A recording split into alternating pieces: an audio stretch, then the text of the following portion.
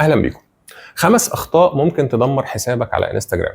مفيش بيزنس دلوقتي يقدر يستغنى عن تسويق منتجاته او خدماته على انستجرام، بس قبل ما تستخدمه لازم تعرف ان في 5 اخطاء ممكن تدمر كل استراتيجيات التسويق اللي بتعملها.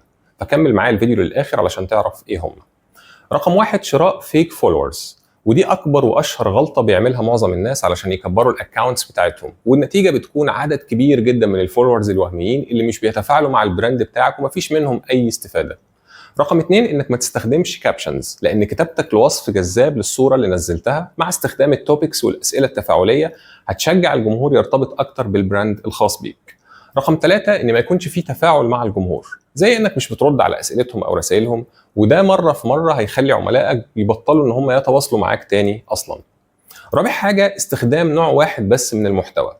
خلي بالك ان انستجرام من اول المنصات اللي استخدمت الستوريز والريلز واللايفز، ومؤخرا بتدعم بشكل كبير جدا الحسابات اللي بتستخدم الفيديوز في محتواها اكتر من الصور الثابته. فما تخليش اعتمادك كله عليها، وحاول تنوع بينهم وتستفيد من الفيشرز لكل نوع. رقم 5: ان ما يكونش عندك استراتيجيه للنشر. تفتكر الاحسن انك تنشر محتواك بشكل عشوائي بدون استراتيجيه او خطه، ولا انك تعود جمهورك على مواعيد ثابته للنشر محدده، وتحدد اهداف واضحه تنشر محتواك على اساسها، وتقيم النتائج اللي وصلت لها بناء عليها؟ اكيد طبعا الاختيار الثاني احسن. ودي كانت اهم 5 اخطاء ممكن تدمر لك كل جهودك التسويقيه على انستجرام. لو عجبك الفيديو واستفدت منه ما تنساش تعمل شير علشان غيرك يستفيد. دمتم بسعاده.